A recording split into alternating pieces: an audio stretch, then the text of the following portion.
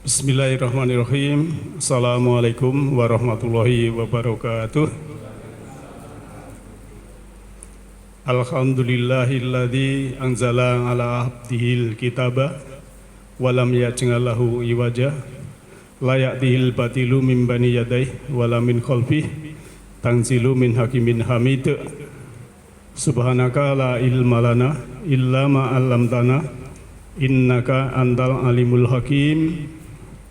Rabbi shrah li sadri wa yassir li amri wahlul 'uqdatam min lisani yafqahu qawli. Kaum muslimin wal muslimat rahimakumullah, ayah bunda dan sahabat semuanya yang saya hormati, kajian Majelis Ta'lim Nurul Huda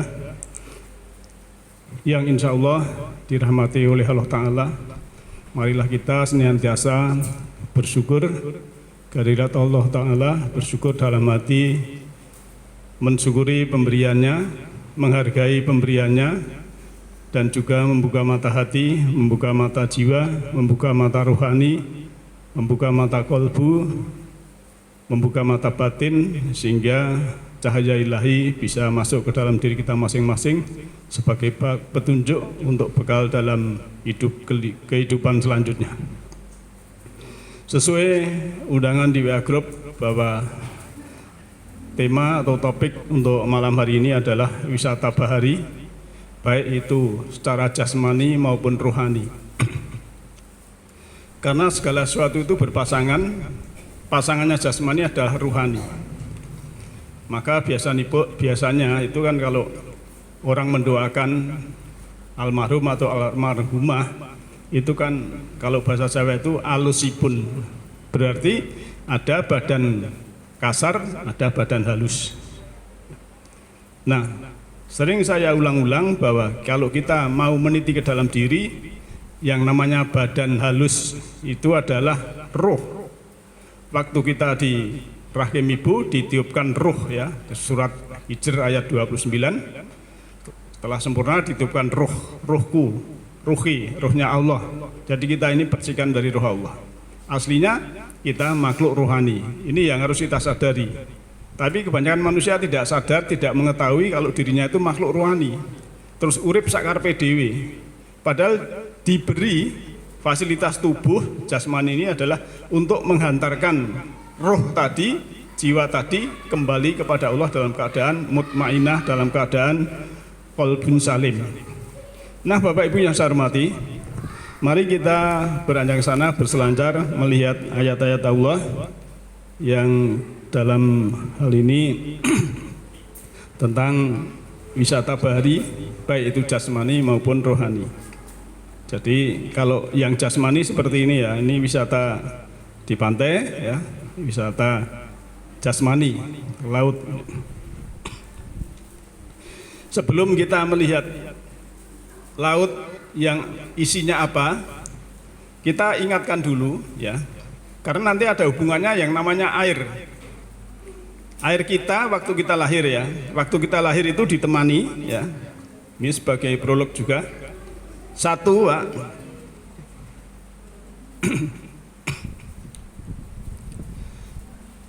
kalau mbah-mbah kita itu mengatakan sedulur papat limo pancer. Nah, waktu kita lahir, yang pertama yang keluar ini yang tidak cesar, ya, itu ketuban atau kawah. Maka dalam bahasa Jawa ada istilah kakang kawah. Yang kedua adalah plasenta atau ari-ari. Maka ini belakangan dinamakan adi ari-ari. Lantas yang ketiga, darah. Semua ibu-ibu yang melahirkan mesti mengeluarkan darah, baik itu cesar maupun normal, ya. Ini yang ketiga. Dan yang keempat adalah tali pusat, ya, bahasa Jawanya udel. Nah, lantas ini saudara empat. Kalau limo pancer itu adalah dirinya sendiri, yaitu jasmani atau jiwa dan roh itu tadi.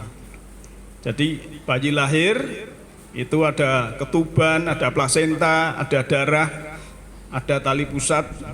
Kemudian bayi itu sendiri, ya, lahir melekindus, ya, Itu temannya Ananis. Lah nanti yang air ya termasuk kawah ini nanti ada yang sampai danau, ada yang sampai ke laut, ada yang masuk ke bumi ya.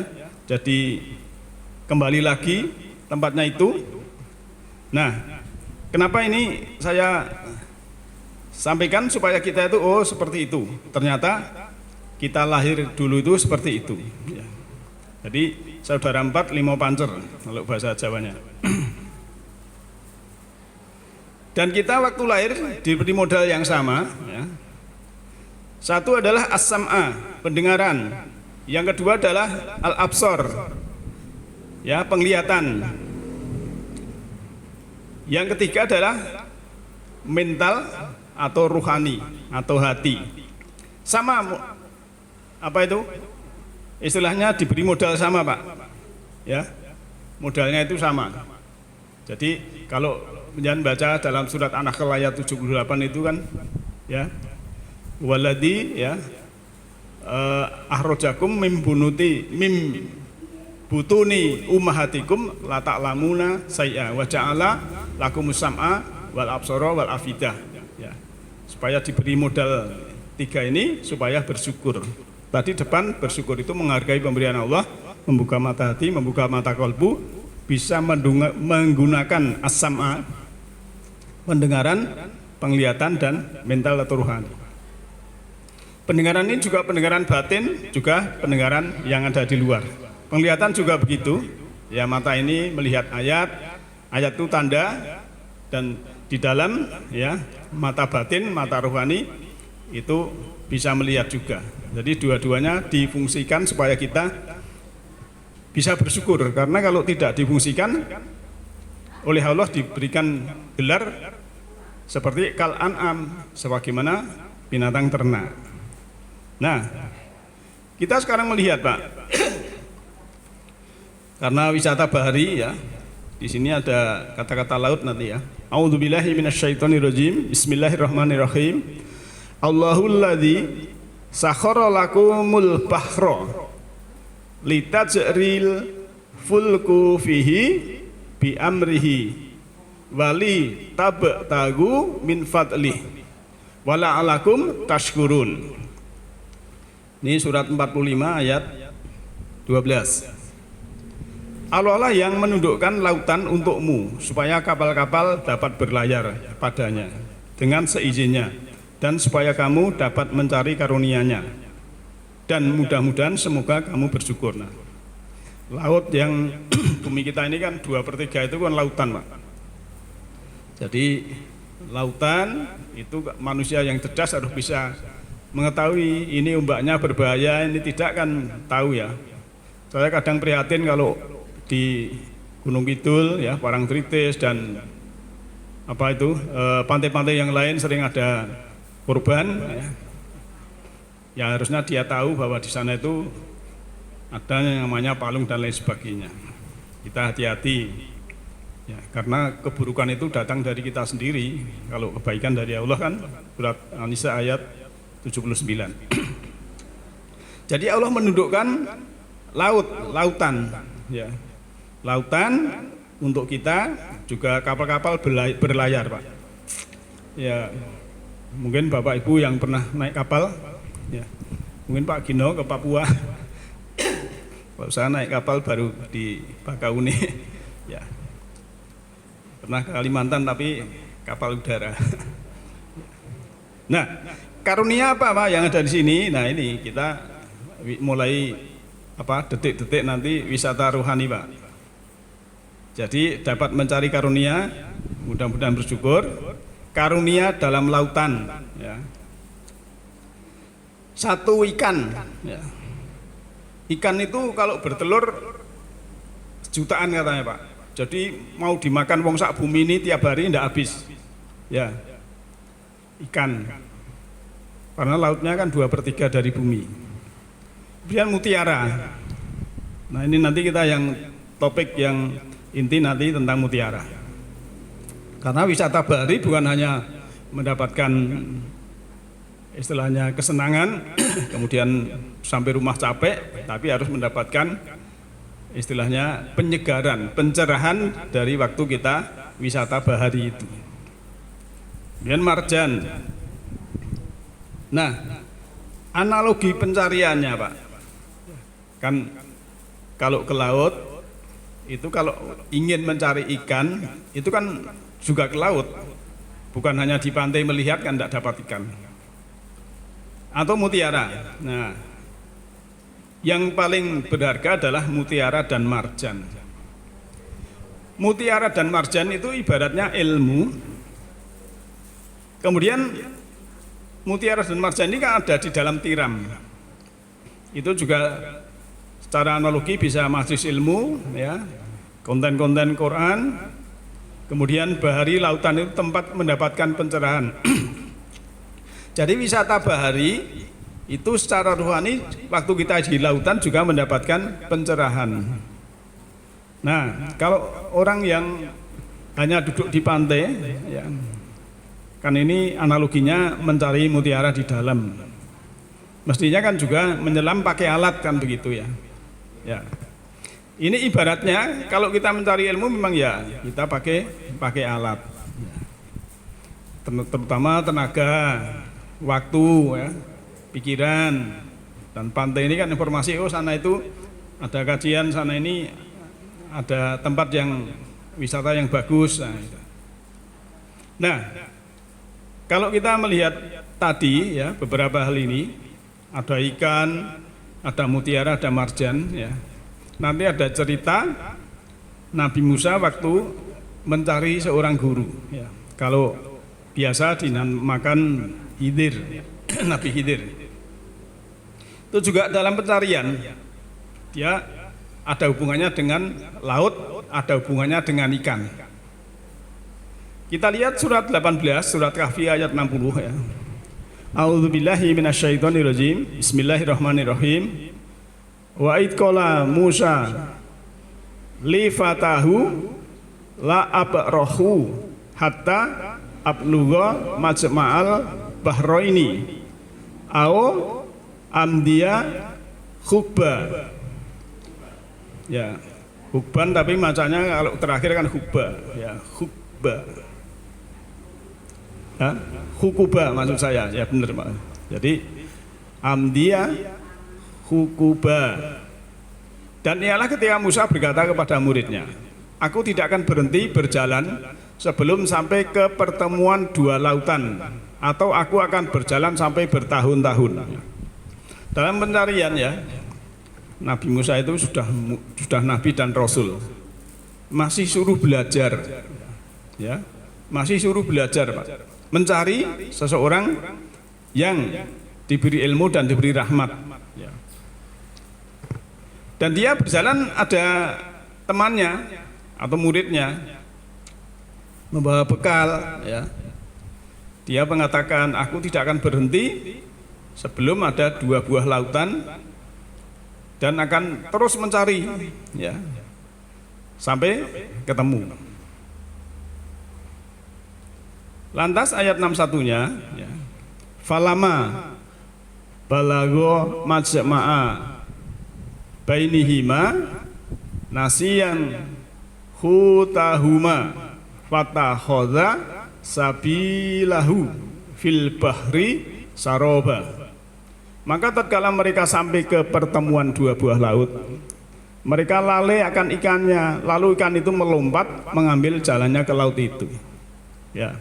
Jadi kalau menurut ada sebagian tafsir itu murid Nabi Musa ini namanya Yusha bin Nun ya. Dan ini kita ya tidak penting, tapi yang penting adalah kenapa ya, sudah berjalan jauh ya Musa dengan muridnya ini ya. Berkata tadi di ayat 60, saya akan berhenti kalau sudah ada dua lautan, atau tak cari terus sampai lama. Nah muridnya itu, loh, dua buah lautan itu tadi pas kita di sana ikannya itu meluk ke laut ya gitu. Ya. Jadi, wow, wis kliwat ya. Kadang orang itu kan dalam pencarian pencerahan, mencari ilmu itu ya. kadang sudah berjalan ketemu ini ya. Tapi masih ada kegelapan karena yang dipelajari mungkin bukan nur, bukan cahaya ya. Kalau Al-Quran itu nur, cahaya, bisa mencerahkan. Tapi kadang dulu sudah mungkin ketemu, oh iya ya dulu pernah, kembali lagi melewati itu.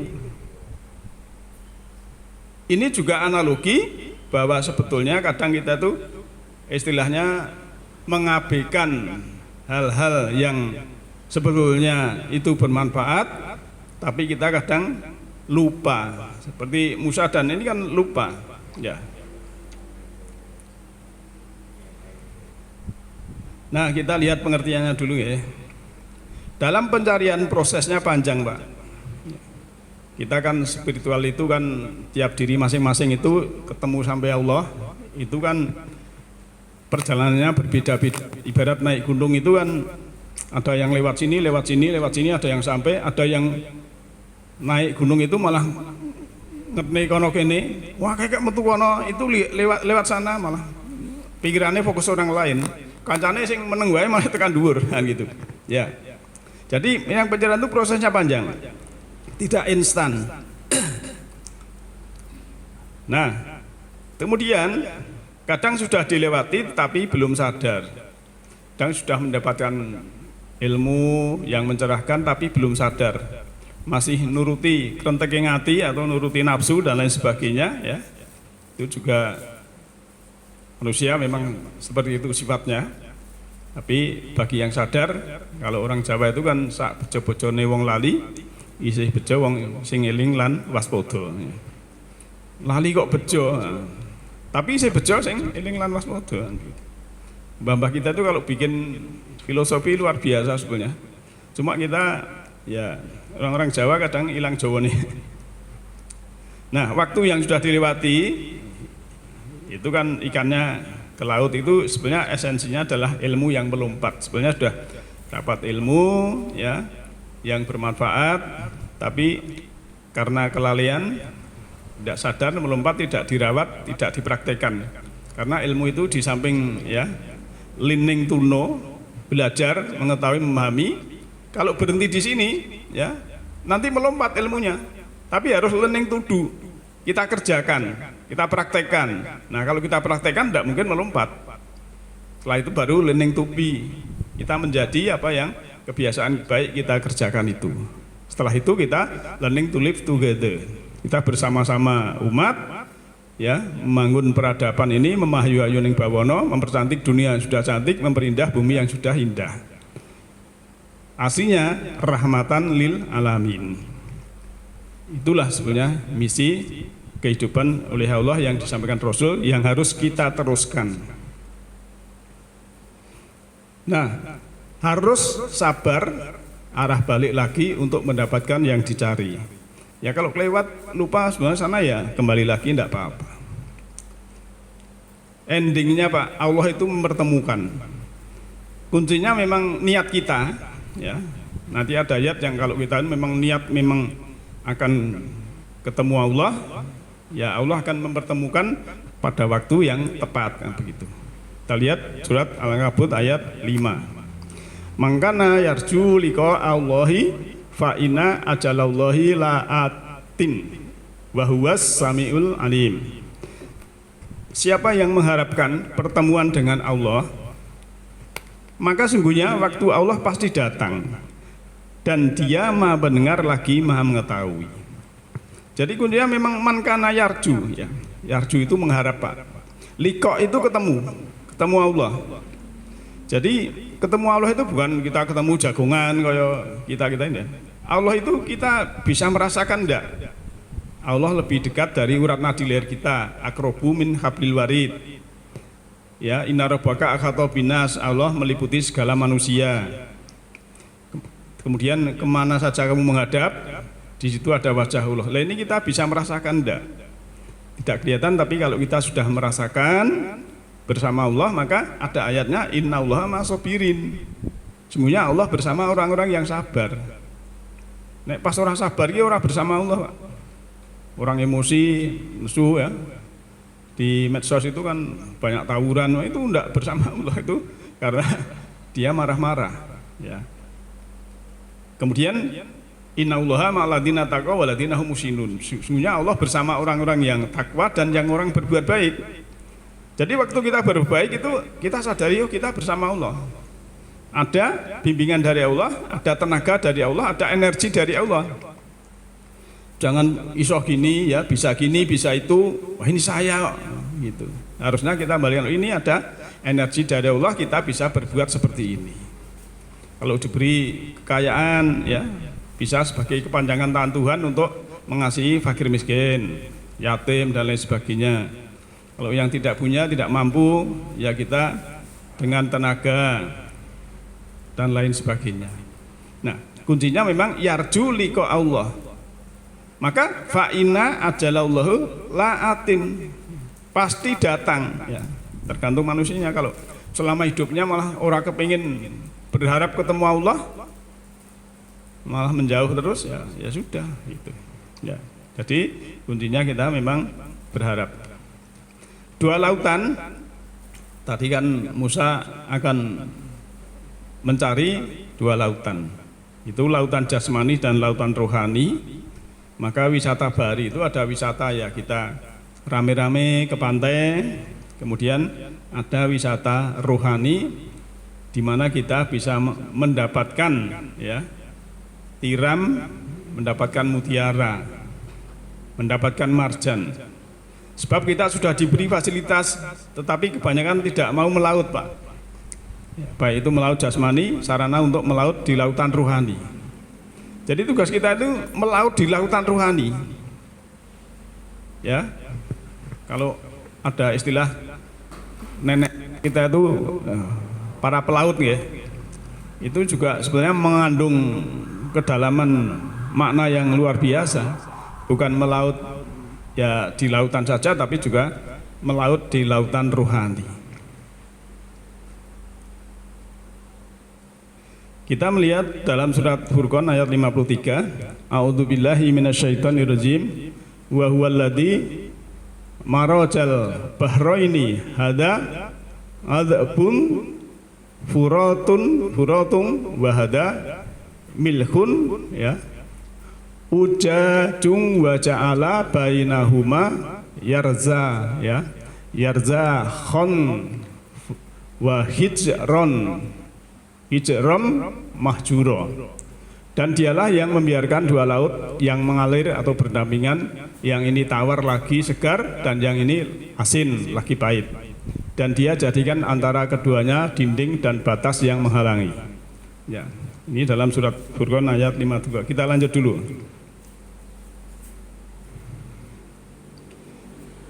Yang korelasi surat Rahman ya, surat Ar-Rahman ayat 19 ya.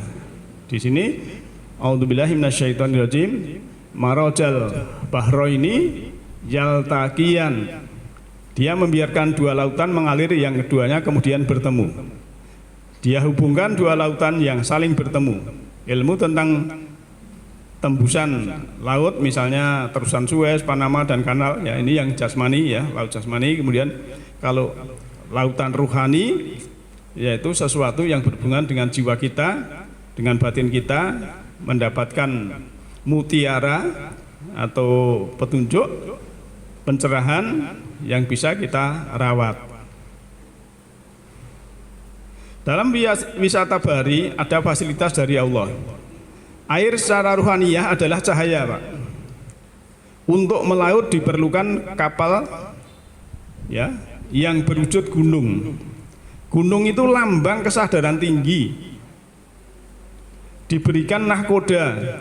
Nahkoda itu waliya mursida, pembina yang bisa menyadarkan. Jadi ada pembina yang menyadarkan. Kemudian bagi yang tidak mau melaut, tidak mau menyelam, diingatkan Allah berulang kali ya, fabi ayyi ala rabbikuma tukadziban. Maka nikmat Tuhan ya, kamu yang manakah yang kamu dustakan ya. Jadi ada lautan jasmani dan lautan rohani itu memang kita harus melaut wisata bahari secara jasmani maupun rohani. Dan tadi ada ayat yang kalau di kapal itu ya, kapal itu istilahnya ya berwujud gunung. Sering saya sampaikan gunung itu adalah lambang kesadaran orang yang tinggi. Orang itu kalau sudah naik gunung Pak di puncak, itu melihat yang di bawah itu indah semua. Dan hawanya sejuk, nikmat. Nah, orang yang sudah kesadarannya tinggi itu melihat wong elek, melihat orang jahat, melihat orang nakal, orang buruk, itu ya baik-baik saja. Tidak mau menjustifikasi, tidak mau menghukumi, ya. Jadi mengajak bukan mengejek, ya. Itu namanya sudah di kesadaran tinggi. Jadi titik aneh gini Pak, ciri-ciri orang yang frekuensinya tinggi dan frekuensi rendah, itu kalau ada orang menyakiti kita, kemudian kita masih sakit ingin membalas, itu frekuensi kita rendah di bawah dia.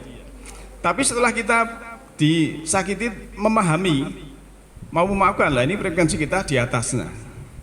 Seperti orang yang sudah berkesadaran tinggi tadi.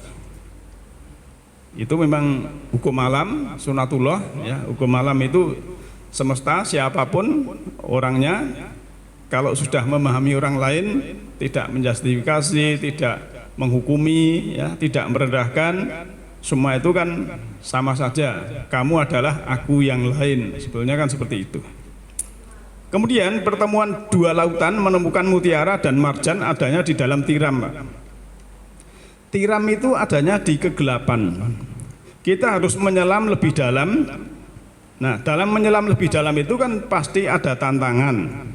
Bisa ketemu ikan paus, ikan hiu, kuda laut dan lain-lain. Segala rintangan punya maksud supaya kita ahli dalam menyelam. Artinya, ya, tidak ada cerita orang beriman itu tanpa diuji. Nah, tadi kan saya gambarkan analoginya orang mencari mutiara itu, kaya awake dhewe itu sinau, ya, menjadi orang yang beriman. Maka tidak ada ceritanya orang beriman tanpa diuji, mesti ada ujian. Ya, bekal menyelam itu jaring, itu juga akal, pikiran, perjuangan kita dalam kita mencari itu, ya. Mesti diuji, Pak. Ngaku beriman atau enggak diuji, mesti ada ujian. Maka dalam surah Al-Baqarah ayat 214, a'udzubillahi minasyaitonirrajim. Am khasitum an tadkhulul jannata walamma ya'tikum masalul ladzina khalau min qablikum. Masadhumul ba'sa'u wad-dhara'u wa zulzilu hatta yaqular rasulu walladzina amanu ma'ah mata nasrullahi ala inna nasrullahil qarib. Apakah kamu mengira bahwa kamu akan masuk surga padahal belum datang kepadamu cobaan sebagaimana halnya orang-orang terdahulu sebelum kamu? Mereka ditimpa oleh malapetaka dan kesengsaraan serta diguncangkan dengan bermacam-macam cobaan. Sehingga berkatalah Rasul dan orang-orang yang beriman bersamanya, kapankah datangnya pertolongan Allah? Diingatkan oleh Allah, ingatlah, sungguhnya pertolongan Allah itu amat dekat. Jadi pertolongan Allah itu sebenarnya dekat. Kalau ujian, ya itu kita harus sabar, kita jalani.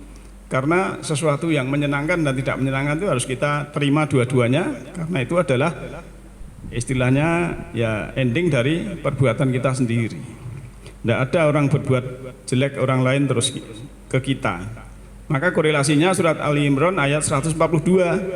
Am khasibtum an tadkhulul jannata wallama ya'lamillahu lahul ladzina jahadu minkum wa ya'lamas sabirin. Apakah kamu mengira akan masuk surga padahal belum nyata bagi Allah orang-orang yang berjuang atau berjihad di antaramu dan belum nyata orang-orang yang sabar. Jadi Allah melihat dulu perjuanganmu itu seperti apa, terus kesabaranmu itu seperti apa. Ini kan dilihat, ya. Kan kita itu biasanya kan sukanya di zona nyaman, Pak.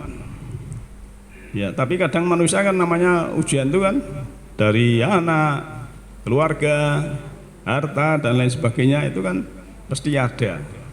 Ya.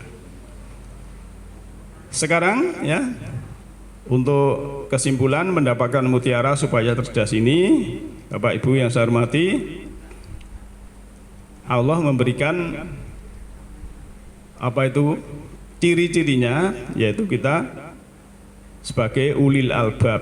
Ulil albab itu orang yang menggunakan akal, selalu berpikir, ya. Ulil albab, semua orang punya akal tapi tidak semua orang ulil albab. Kemudian ulil absor, ya. Kemudian ulinuha dan utul ilmi, ya. Ulil absor itu juga orang yang menggunakan pemandangannya. Ulinuha orang yang menggunakan akal, pikiran dan juga hati nurani. Utul ilma orang yang diberi ilmu oleh Allah. Ini ciri-ciri orang yang sudah mendapatkan mutiara dan menjadi cerdas. Sebagai contoh ulul albab itu kan, itu surah Al-Imran 190 itu, A'udzubillahi minasyaitonirrajim, Bismillahirrahmanirrahim. Inna fi khalqis samawati wal ardi wa ikhtilafil laili wan nahari la'ayati liulil albab. Alladzina yadhkuruna Allaha qiyaman wa qu'udan wa 'ala junubihim, ya. Kemudian ma khalaqta rabbana ma khalaqta, ya. Alladzina yadhkuruna ini qiyaman wa qu'udan wa 'ala junubihim wa yatafakkaruna fi khalqis samawati wal ardi. Rabbana ma khalaqta hadza batila subhanaka faqina adzabannar. Nah, di sini kan sesungguhnya penciptaan langit dan bumi dan pergantian siang dan malam itu adalah ayat atau tanda. Jadi ayat itu harus kita artikan, ayat itu tanda untuk liulil albab, untuk orang yang menggunakan akal, hati nurani. Siapa? Aladina, orang-orang yang yadkuruna dzikir, ingat, ya. Allah, ingat Allah, zikir pada Allah, qiyaman waktu berdiri, wa uda waktu duduk, wa ala junubihim dan waktu berbaring.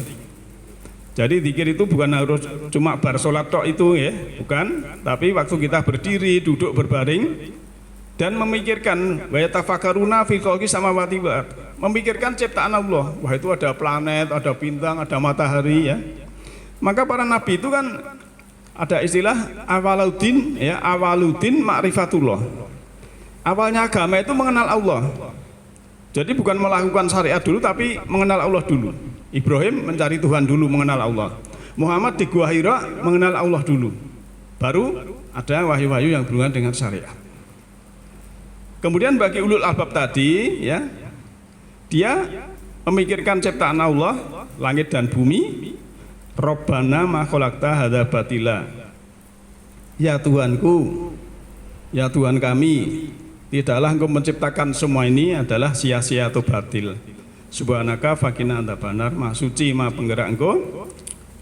Aku berlindung dari siksa yang dari api. Nar itu api.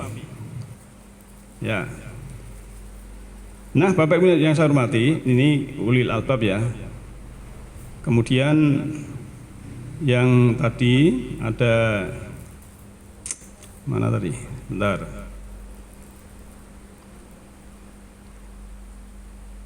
Yuqallibullahu laila wa nahar inna fi dzalika la ibrata li ulil absor. Nah, ini yang ulil absor tadi, salah satu orang cerdas itu adalah Allah membolak-balikkan malam dan siang, bahwa pada yang dimana itu ibroh atau pelajaran untuk diteliti bagi yang luas pandangannya, ya. Jadi sekarang itu kan ada aplikasi stellarium. Nanti ada konjungsi bulan, Venus, Saturnus, apa-apa itu sudah bisa diinfokan kapan terjadinya, karena ilmunya sudah tinggi, Pak. Ya. Jadi memang ulul albab, ya, Allah itu membukakan ilmu disesuaikan dengan kecerdasan dan peradaban manusia. Termasuk kalau dulu bayi yang ada di perut ibu, laki apa perempuan itu gaib dulu, karena Allah belum membukakan ilmu. Tapi sekarang dengan alat sudah tahu detak jantungnya, sudah tahu jari-jarinya, sudah tahu jenis kelaminnya. Ini bukan gaib lagi. Oleh karena itu kita harus istilahnya memberikan peluang kepada generasi yang akan datang, itu adalah ilmu-ilmu yang berhubungan dengan semesta juga, karena itu bisa menyadarkan seseorang. Kalau orang itu bisa menjadi ulul albab, menjadi ulul absor, ulinuha, dan juga mendapatkan utul ilma, mendapatkan ilmu dari Allah. Ya, dalam surah Al-Kabut ayat 49 itu kan bahwa orang-orang yang diberi ilmu itu adalah ayat-ayat Allah itu di dalam dada. Sedangkan ayat saya sampaikan adalah tanda. Ayat Allah yang dibentangkan di semesta ini adalah banyak, luar biasa. Termasuk kejadian-kejadian di sosial. Kenapa sekarang ini kejadian-kejadian kriminal luar biasa? Karena manusia itu tidak punya kesadaran bahwa dirinya itu adalah makhluk ruhani, mudah membunuh, mudah ini itu dan lain sebagainya, karena dia hanya pikirannya itu hanya jasmani, menggunakan mata yang di kepala tapi tidak menggunakan mata hati. Oleh karena itu, Bapak Ibu yang saya hormati, mari kita bisa mendapatkan kecerdasan, bisa wisata bahari, baik jasmani maupun rohani, sehingga kita mendapatkan pencerahan dari Allah itu, ya. Kan air secara ruhaniyah adalah cahaya. Untuk melaut diperlukan kapal-kapal yang berwujud gunung, gunung lambang kesadaran yang tinggi. Diberikan nahkoda sebagai kita ada pembina walia mursyida, pembina yang menyadarkan, dan juga kita akan mendapatkan cahaya ilahi itu. Tadi kuncinya kita berharap ketemu dengan Allah, dan semoga kita semua dibimbing oleh Allah Ta'ala bisa mendapatkan mutiara-mutiara yang berhubungan dengan jiwa kita, sehingga lautan rohani itu bisa kita berwisata, ya, berwisata di lautan rohani, sehingga kita sudah dekat dengan Allah, bersama Allah. Hidup ini tenang, hidup ini damai. Kunci orang yang sudah mendapatkan pencerahan itu hidup ini damai, tenang, tidak terpengaruh oleh yang ada di luar. Yang di luar biarkan. Orang marah dengan kita, biarkan, itu marah kan urusannya dia. Ya, itu setting pikiran kita. Harga mahal itu biar mahal, harga mahal, yang penting kita kerja biasa-biasa saja.